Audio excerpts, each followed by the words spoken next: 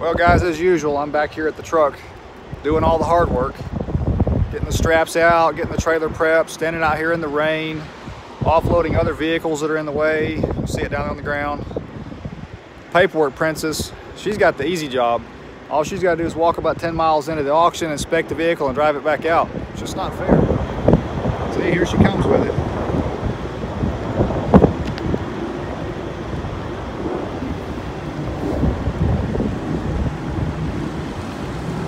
We got to put that beast on the front of our trailer, backed on. We got her grinning. She knows she's got the easy job. See, she can give me a thumbs up for it. Okay, so Doggo knows every time we stop to eat that there's going to be something for her. And she gets all sorts of excited about it when we get back in the truck.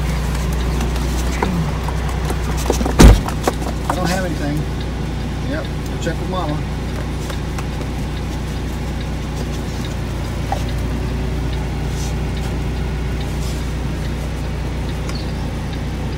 You see Mama?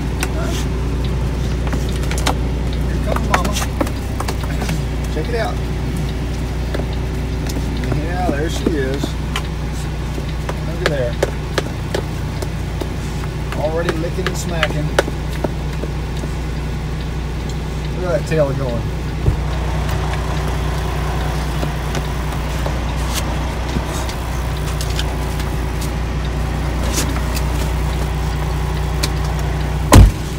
She knows. She's spoiled. Look at that girl. She's like, where do I start? She thinks I don't have it. She can't wait for you to get back with the food.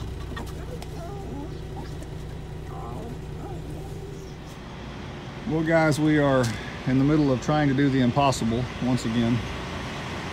So we've got this 80-inch tall Jeep into 76 inches of space by flattening the tires. The problem is that deck right there is significantly lower than that climb, so we had to get up over that climb. And the way we did that was by rigging some straps up under there that you can see that go from the frame up there and around the suspension system, the rear axle, and back up the frame. And when you start ratcheting on it, it starts pulling the suspension down just like you had a couple of big healthy old boys sitting in the back. Just pulls it down nicely, which gave us enough room to get it up and over that hump without touching up there while it was climbing over that hump. Here comes the next one, which is a Ford Raptor. We're going to put it all the way up here on the very, very front and hope that we can get that, and that old car all on here and not be over height or over length. And I'm not sure yet. We're about to find out. Now we got the 47 Lincoln in there, and we got to lower this top deck down right around that hood, nice and easy. Actually, we can't because we're really close to the top up there already. Well, we managed it. I've got 5 feet overhang off the back. All I lack there is putting a red flag on it. I'm somewhere under 14 on that one. The big ram up there right at 14 feet. We had to chain the suspension down, air the tires down, and you can see how close we are. Up here, not much room. Probably about 3/4 of an inch. But there's no bounce because I also chained the back end down, and I've got this bumper tucked down in and underneath that one. Those tires are aired down. That suspension is chained down so it can't bounce because I don't have a whole lot of room up there. It looks great right now, but when I go to pull out, I've got to climb up and over that. So it'll raise this up within about a 1/2 inch of that deck up top. And I ended up chaining the suspension down to the axle, the frame down to the axle to pull the entire Jeep down lower, which that's the first time I've ever done that before.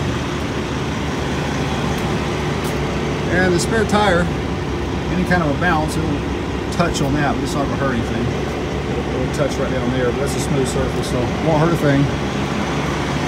And the Raptor's on there, it's chained down all the way around. And it's down 13.6 or so. But that is a full load. Unless I can find a go-kart to go into the back. She's not making a sound. She sees another load. Just passed a sign that says blizzard warning from now until Friday. I'm in western Nebraska headed down towards Denver right now, and the snow just started. Getting pretty out here in Colorado. I'm off on a side road now because of this terrible blizzard out here in Colorado. As you can see, it's nearly whiteout conditions.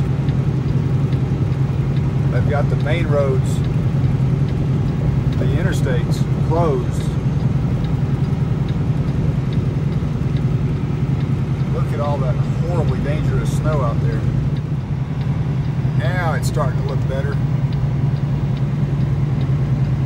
Still not much of a blizzard though. It's 24 degrees out here.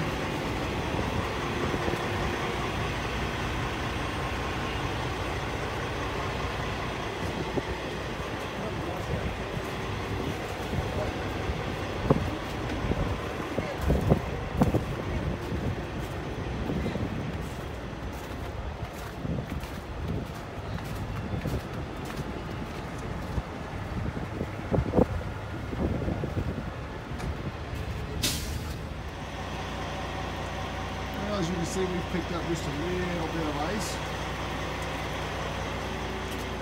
all the way down the sides of the trailer and truck. We're ready to unload this beast right here. I'm going to beat the ice off of these turnbuckles to get them to release the suspension on that car.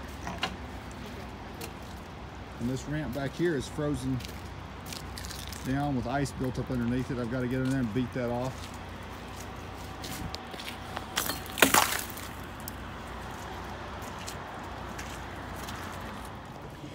Well, I'm sitting here at MHC Kenworth of Denver, Colorado, and been here about an hour waiting on them to send a tech out here to talk to me about a few of the problems with the truck, and then I'm gonna go up and chill in the driver's lounge. Poor doggo has to stay in the truck.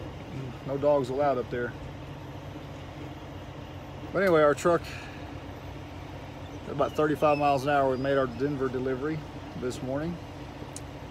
And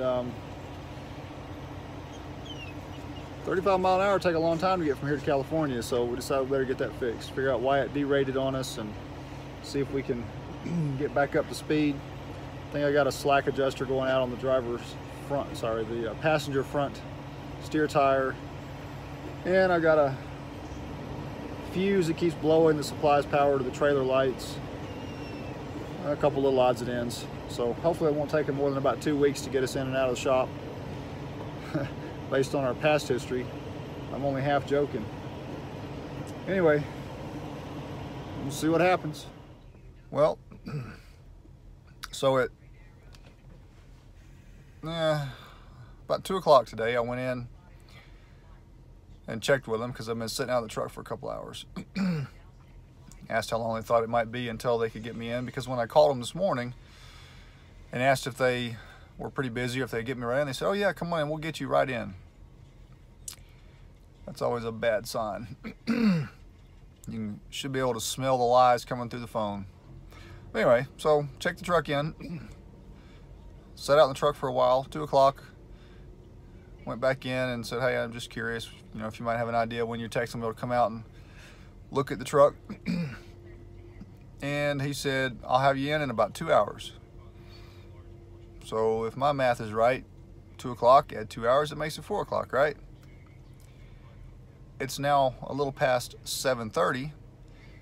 I just went in and said, hey, I'm not trying to be one of those hard to get along with customers. I'm just curious if you have an idea when you'll be able to get me in. They said, yeah, we might get you in by midnight. You know, I just wish they wouldn't lie to you. Just be honest. Hey, we're busy. It's probably gonna be middle of the night before we can get to you. At least then I know what to expect. But it's so typical of dealerships to keep lying to you about when they're gonna get to you. It's just not professional. Well, midnight turned into 5:30 a.m. They came banging on my truck door saying they're finally ready to pull in the shop. So we'll go find a recliner in the driver's lounge and crash again. Well, it's about 1:30. They've made a little bit of progress, but we don't even have an estimate yet. And I was told I could come out here and talk to the tech, but he's nowhere around my truck, so don't know if he's gone to lunch or what. But they did tell us it looks like we're gonna have to get a motel room for the night. So I think I live half my life in motels with trucks broke down.